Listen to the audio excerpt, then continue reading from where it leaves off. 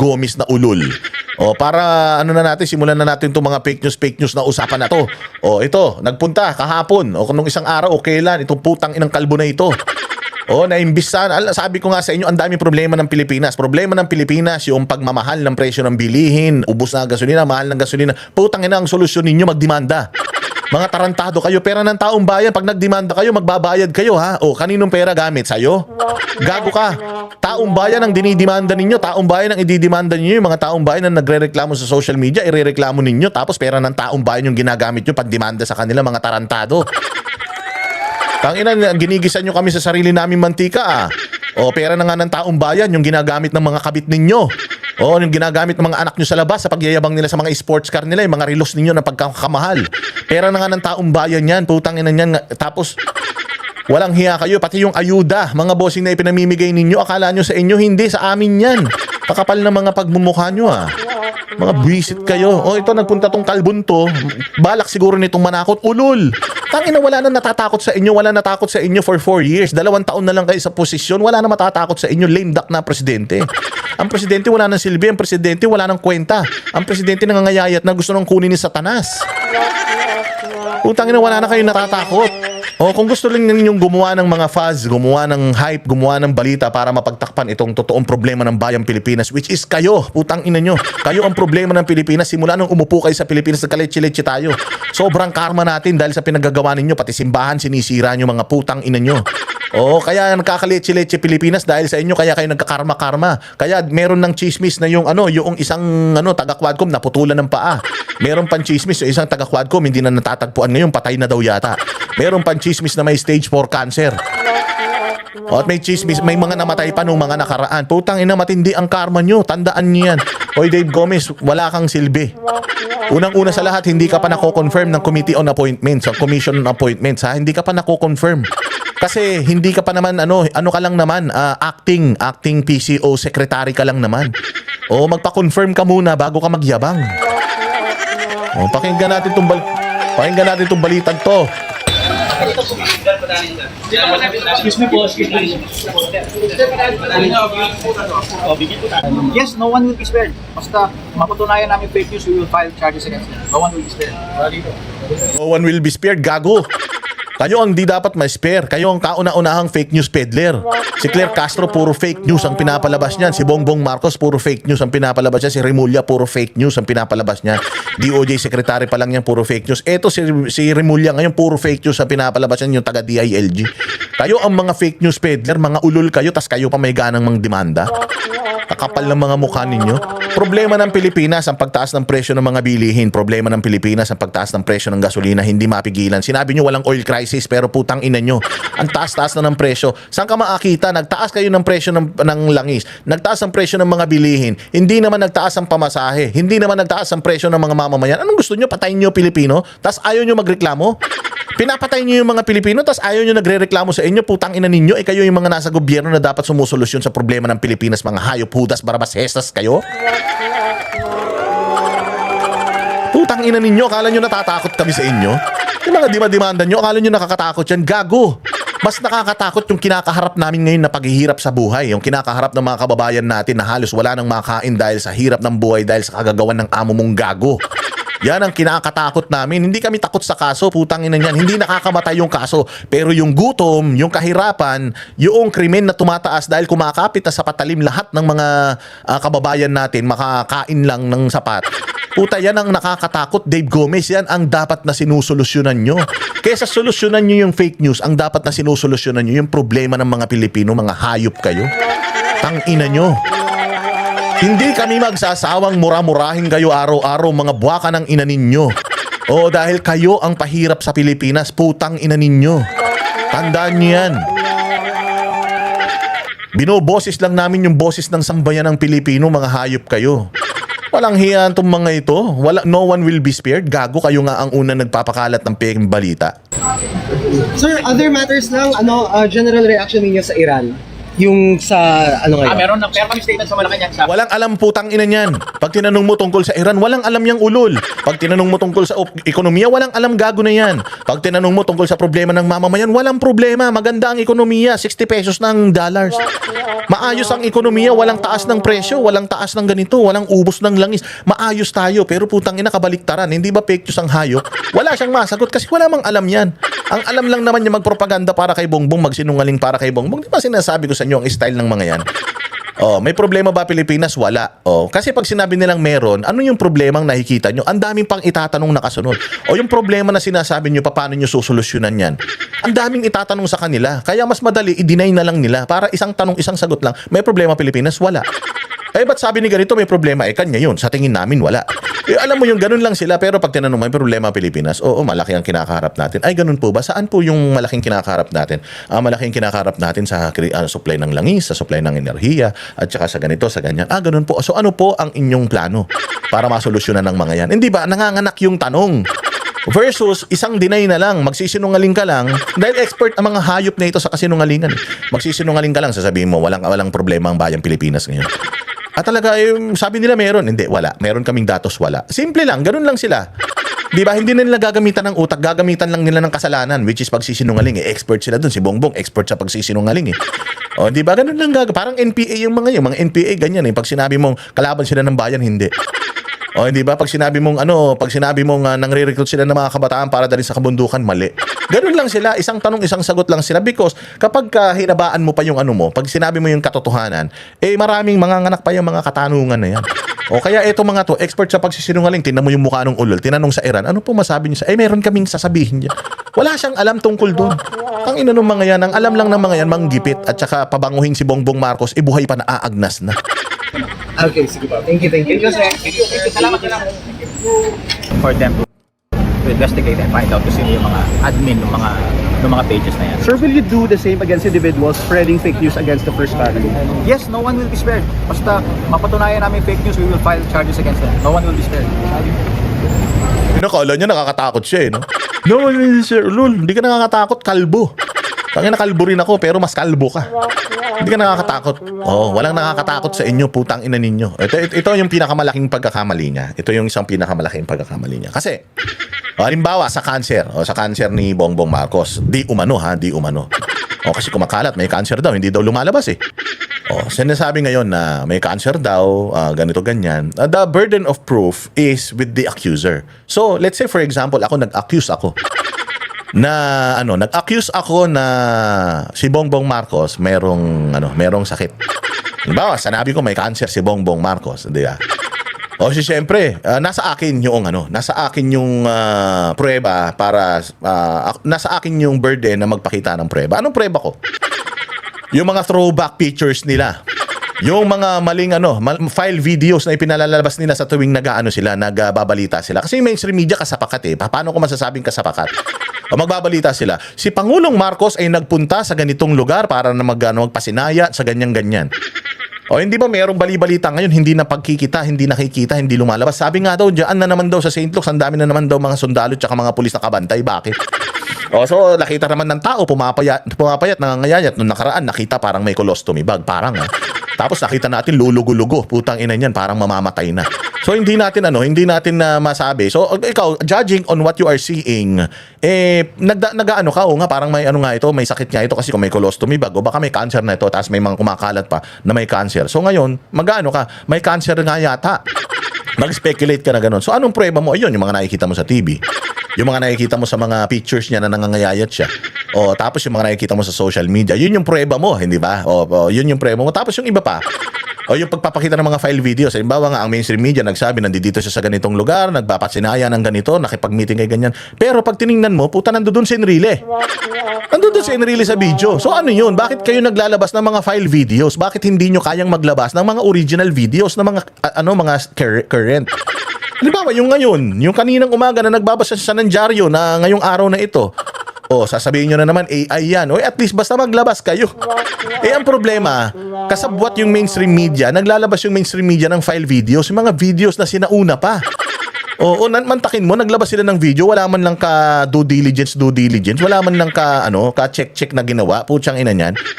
gusto nyo maging fact checker, tapos yung mga balita nyo, hindi nyo fina-fact check. Puta, nandoon si Enrile, hindi ka ba naman magugulat? Oh, buhay pa pala si Enrile.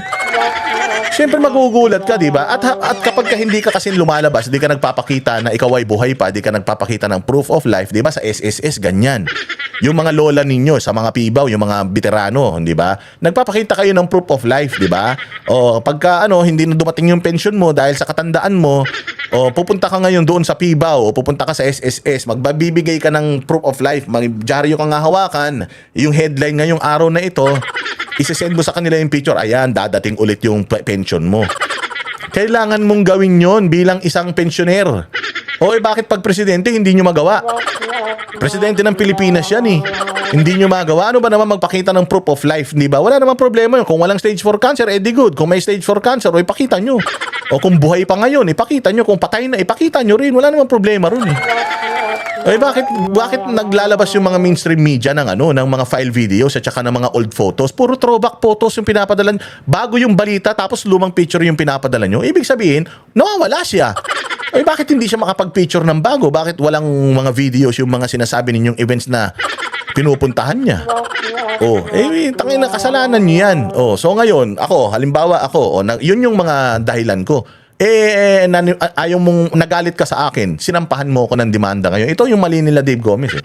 Sinampahan nila ako ng demanda ngayon na nagpapakalat ako ng peking balita. O ngayon sila na yung kailangan magpatunay na na peke yung ibinabalita ko. O sila na yung dapat magpatunay. Ano yung mga dapat ipatunay? Ayan na, dyan nalalabas yung proof of life, dyan nalalabas yung medical records, dyan nalalabas yung drug test. Halimbawa, sinabi ko si Bongbong Marcos addict, si Bongbong Marcos drug addict. Tas idinimanda niya ako ng fake news. O kailangan niya magpakita ng prueba na fake news ako. O tingnan mo, nagdidemanda ba sila na maraming nagsasabing addict si Bongbong Marcos? Hindi sila nagdidemanda because they have to prove na addict talaga si Bongbong. They have to show drug test result na current para mapatunayan na fake news ako. O ganun din dito. Kung halimbawa, sinabi ko may stage 4 cancer si Bongbong Marcos, ano ang makakapagpatunay na fake news ako dahil nagsampa ka na ng demanda sa akin? Ang makakapagpatunay nun, maglalabas ka ngayon ng medical bulletin. Ang tanong, kaya nyo bang maglabas ng medical bulletin? Yan nga, hinihingi ng tao, maglabas kayo ng medical bulletin eh. Kaya etong mga to, putang ina, nagreklamo pa lang sila. Magte-trace pa lang sila.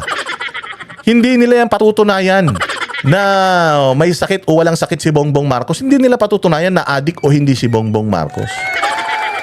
Hindi nila yan gagawin. Kasi nga, pag nagsampa ka ng demanda, nagreklamo ka na, yung burden of proof nandoon na sa nagre-reklamo.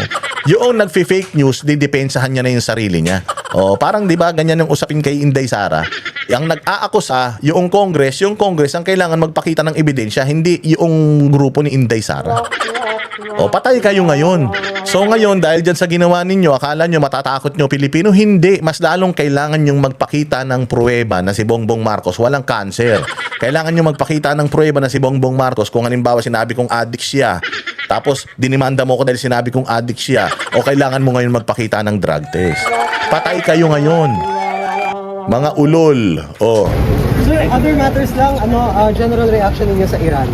Yung sa, meron kami statement sa Malacanang sa afternoon. Okay.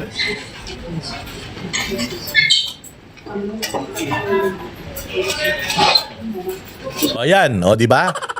Katulad niyan, speaking of fake news mga bossing, yung kaninang sinasabi ko sa inyo na yung kaninang sinasabi ko sa inyo na fake news. Eto, papakitaan ko lang kayo ng isa. Eto, ay, putik yun, ba't nawala yung pangalawa? Pakikitaan ko kayo ng isa. Ayan. Sinabi ng GMA News, 36 minutes, wala daw kinikilingan niya na today, April 7. Sabi dito, look, meron pang gano'n na, look, President Ferdinand Bongbong Marcos Jr. presided over the Uplift Committee meeting today, April 7. To review the recommendation of the Development Budget Coordination, etc., etc. Ayan, pinakita nila, nandiyan dyan si Bongbong. Tapos, mayroon pang image dito na naka-blurred. Tapos, sa ilalim, nandiyan dyan si Pangandaman, tsaka si Gatchalian. Gumawa ang GMA News ng photo collage ng usapan na yan. Siyempre, pag nabasa ko tong balitang to, anong iisipin ko? Ay, buhay pa siya. Kasi April 7 nandoon siya hindi ba? Yun ang ko ngayon, yun ang paniniwalaan ko. Ngayon, Ito ang problema mga bossing. Wait lang maglalagay ako ng isa pang image dito ha. Wait lang. Maglalagay ako ng isa pang image dito. Wait lang ipapakita ko sa inyo. Ito ngayon ang problema natin mga bossing. Ha? Ang problema natin, yan yung balita nila, magaling ang mata ng mga Pilipino. Ayan, tingnan ninyo ito. Huli ka. Yung binlurred nila na picture kanina, nung nilinawan at may kuhang malinaw, ayan nakalagay 2024. 2024 mga bossing. Tingnan ninyo yung diferensya. Ito yan. Ito yan, yung ano na yan, yung may bilog na yan. Makikita mo, binlur nila. Para hindi makita yung date. Binlur nila para hindi makita. Kasama sa report nila yan sa social media. April 7, today. Look. May ganun pa sila. Hindi pa peking balita ito. Tapos nung chinek natin ng maigi, ito yung lumabas, mga bossing, April 2024. Sino ngayon ng fake news peddler? Yung mga vlogger na naglalabas ng mga panggagago nyo sa Pilipino o kayo? Sinong pinaglololoko nyo? Sabi dito sa image na ito, ayan 2024. Nakita mo ba dyan si Bongbong Marcos? Sinong katabi ni Bongbong Marcos dyan? Ayan si Recto, katabi ni Bongbong Marcos dyan. Tingnan mo dito. Tingnan mo dito sa picture nila. Nasan si Bongbong Marcos? Nasa gitna. Hindi ba itong unang picture? Nandiyan dyan si Marcos sa gitna. Tapos magkatabi si Gatchalian tsaka si Pangandaman. Dito naman sa may malaking picture na may bilog, wala naman dyan si Pangandaman. Si Pangandaman. Wala naman dyan sino yung ulol na yan? Yung babae na taga DTI? Si Roque. Wala naman si Roque tsaka si Gatchalian dyan na magkatabi. Pero dito sa may kaliwang picture, si Bongbong nandoon sa gitna. Wala naman siya sa gitna doon sa binilugan. Pero isinama ng GMA News yung picture na yan na may bilog. Anong ibig sabihin yan? Tinatarantado nyo Pilipino. Tapos ang headline ninyo, look, President Marcos presided. Tapos today, April 7. Tapos biglang lalabas ganito. Biglang lalabas ganyan. Lumalabas April 2024 pa pala yan. Di ba tinatarantado nyo Pilipino? Sino ngayon nagkakalat ng peking balita? Bakit hindi mo idemanda yan? Gago pala kayo tarantado pala kayo ngayon, huli kayo sa akto. Paano nyo ngayon ipapaliwanag yan? Paano pa natin masasabi na fake news si Claire Castro? Anong sabi ni Claire Castro nung nakaraan? Sabi ni Claire Castro nung nakaraan, wag nyong ipahid. Sino ba ang nagtraidor? Sabi niya kay di ba? Sabi ni Amy Marcos na nabudol na April Fools pa. Sabi niya, kung ikaw ay talagang laban sa katiwalian at korupsyon, bakit hindi mo ireklamo yung nakalang administrasyon? Doon nagsimula yung korupsyon. Parantado din talaga no? Doon daw nagsimula yung korupsyon nung panahon ng nakaraang administrasyon. Ganon ka fake news peddler si Claire Castro. Anong reason niya? Anong pinakita niyang ebidensya? Wala. Hindi ba dapat yan ang idinidemanda? Dapat yan ang tinatanggalan ng lisensya pagiging abogado dahil sinungaling? Kailangan pagka nag-akusa ka, may ipakita ka. Walang insertion nung panahon ni Pangulong Duterte. Walang mga ganun na nangyari. Ang daming mga nangyaring project nun Ngayon wala ito, tingnan ninyo itong balita na ito. Hindi, pero bago itong balita na to, yun nga, yung tungkol dyan sa cancer na yan minsan mag-speculate ang tao Bakit ba pinipilit nila yung impeachment ni VP Sara? Bakit ba parang nila, ipinupush nila yung impeachment? Bakit hindi pa nila dalhin yung impeachment ni VP Sara sa Senado? Bakit nila binibitin dyan sa Kongreso? Kasi nga gusto nila na na sirain si Inday Sara kasi hindi talaga nila maipapa-impeach si Inday Sara. Hindi nila maipapa-impeach kaya gusto nilang sirain si Inday Sara. Patuloy-tuloy yung kanilang propaganda na ayaw sumagot ni Inday Sara, hindi humaharap si Inday Sara. Paulit-ulit din nating sasabihin na hindi dapat humarap si Inday Sara dyan sa Kongreso. Dahil ang trabaho lang ng Kongreso maghanap ng probable cause kung may probable cause for impeachment. Pag may probable cause for impeachment, dinadala na yan sa Senado, doon dapat si Inday Sara humarap. Kapag si Inday Sara hindi humarap sa Senado, kapag si Inday Sara pinatawag na ng Senado at hindi humarap sa Senado, ayan, problemang malaki yan. Ibig sabihin, talagang tinatakasan ni Inday Sara yung kanyang yung accountability. Pero dyan sa Congress, walang accountability na dapat na ipagtanggol ni Inday Sara yung sarili niya dyan because it's a done deal already. Na-impeach na siya dyan last year, ba't pa siya pupunta dyan? Pinatatagal na lang ng Congress yan kasi alam nila dyan daw sa Congress, di umano ito ayaw na daw ng mga congressman yung impeachment na yan dahil masisira yung kanilang mga kinabukasan sa politika pagdating ng 2028. Visayas at Mindanao, yung mga tao sa Visayas at Mindanao nag-aabang na kung yung mga congressman nila ay pipirma dito sa putang ng impeachment na ito dahil sigurado ipapatalo na nila yung mga congressman nila dyan. At kung sakali man, ako congressman, pumirma ako dyan sa impeachment ni Inday Sara, sigurado ako, ang laki na ng gastos ko, ang laki na ng ibabayad ko sa mga tao. Kasi dati, nung hindi galit ang tao sa akin para iboto ako, magkano lang ibabayad ko. Ngayon nagalit ang tao dahil pumirma ako sa impeachment ni BP Sara, kailangan ko magbayad ng sobra-sobra. So ang aking kapital para sa manalo lang sa eleksyon, mas malaki. So mas malaki yung kakailanganin kong pera para manalo lang ako. Kaya yung mga congressman ngayon, nagdadalawang isip na sila. Kasi pag pumirma ako sa impeachment ni BP Sara at nalaman ng constituents ko na mga Duterte supporter, 32 million yan. Yari ako, baka manalo na yung manalo na yung kalaban ko sa susunod. Unless yung kalaban ko bilin ko para wag na siyang tumakbo, para mag-isa na lang akong tumakbong congressman dito. Ang matatapang lang napipirma dyan, mga bossing, yung mga walang kalaban sa mga distrito nila. Yung mga binabayaran nila, yung mga kalaban nila sa distrito nila. Di umano katulad ni Martin Romualdez. Oh. Ganun yan. Oh, so ngayon minamadali nila yung impeachment kasi nga may bali-balita din naririnig tayo hindi to confirmed. Pero ang issue kasi dito, mga bossing, kapag si Bongbong Marcos namatay ngayon dahil sabi nga nila may stage 4 cancer daw. Kapag namatay si Bongbong Marcos ngayon, putragis yari na. Magiging presidente bigla si Inday Sara. O so pag naging presidente si Inday Sara, naku po. O lalo na mawawalang kwenta yung impeachment niya. Pag naging presidente si Inday Sara, as early as now, hindi pa ready yung mga alibay ng mga magnanakaw sa Congress, hindi pa ready yung kanilang mga visa papunta sa ibang bansa para magtago. Pucha, sisimulan na kagad ni Inday Sara yung mga investigasyon sigurado patungkol dyan sa flood control at mga magnanakaw sa Pilipinas. Hindi involved ang mga Duterte, kaya sigurado ako na talagang tatamaan mga senador at saka mga congressman talaga dito sa pag-iimbestiga na ito na gagawin ni Inday Sara. Kaya yung kinakatakot nila. Kaya ito si Bongbong Marcos, ginagawa nila ang lahat para mapahaba ang buhay ni Bongbong Marcos. Matapos ni Bongbong Marcos yung 2028 para may at least kahit papaano 70-30 sila. 70% mananalo si Inday Sara, 30% may pag-asa sila na hindi manalo si Inday Sara. At least may pag-asa sila. Kesa pag namatay si Bongbong Marcos, walang eleksyon na magaganap, biglang magiging presidente si Inday, patay sila. So ngayon, ginagawa nila ang lahat ng kanilang makakaya. Maitawid lang ni Bongbong Marcos hanggang 2028 yung kanyang buhay para hindi maging presidente si Inday Sara. Because from now on until 2028, sisirain si Inday Sara in the hopes na matalo siya sa 2028. Which is alam natin hindi mangyayari yun. Tangina ninyo, inaantay na namin yung 2028. Ang tagal nga Gusto na talaga namin bumoto, putang ina ninyo. Baka mabutas yung papel sa pagdiin namin sa pangalan ni Inday Sara pag tumakbong presidente yan sa 2028, mga hayop kayo. Kaya ganyan ang sitwasyon ngayon dyan sa Kongreso. Aligaga sila. Oo, kabado sila, hindi na nakakatulog yung mga, alam nyo ba?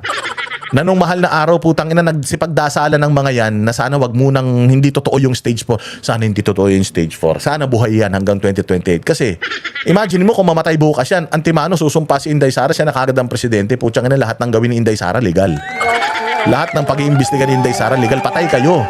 Tangina ninyo. O eto, kaya nagkakandara pa sila ngayon. Kaya itong mga putang ina mga makabayan, kaliwat kanan ng mga propaganda nila na si Inday Sara daw yung Supreme Court, gago. The Supreme Court is there for a reason. Ano yung reason? Para lahat ng mga pang-aabuso yung mga putang ina ninyo sa Kongreso pwedeng harangin ng Supreme Court basta tama yung pleadings mo. Tarantado. Basta may grounds yung iyong reklamos dyan sa mga lumalabag sa batas, ang Supreme Court is there para bantayan yung mga mapang-abuso sa kapangyarihan katulad yung mga makakaliwa na pamumulitika lang kayo. Sorry kayo. Sorry kayo dahil ang Supreme Court gagalaw yan according doon sa batas. Hindi naman kayo sumusunod sa batas Kaya kayo yung takot na takot. Bakit si Inday Sara pumupunta sa Supreme Court? Hindi natatakot si Inday Sara sa Congress. Natatakot kayo dahil si Inday Sara tumakbo sa Supreme Court at hindi nyo kontrolado Supreme Court. Mga ulol kayo. Kaya iyak si Sindenya kanina na ang vice presidenteng kigipit sa Supreme Court kumakapit. Ganun talaga. Kaya nga nandiyan yung Supreme Court para anuhin mo para gamitin mo. Lalong-lalo na kapag meron kang dahilan para gamitin siya. Kung hindi rin kayo natatakot, bakit kayo natatakot kung talagang sa tingin ninyo si Inday Sara may kasalanan? Ba't natatakot kayo sa Supreme Court? Kung ano yung nakikita nyo, yun din naman na makikita ng Supreme Court kung patas yung pagtingin ninyo. Ang problema, hindi. Kaya ngayon, yung mga legal remedies na Supreme Court, mga petition, kabadong-kabado kayo dyan kasi equal body nyo yan, hindi nyo yan kayang bayaran. Hindi yan katulad nyo ng mga bobo. O hindi yan katulad ninyo na mga nanalo lang sa party list. Akala mo binoto na kayo ng tao, ang binoto naman yung party list ninyo, hindi naman kayong kakapal ng mukha ninyo.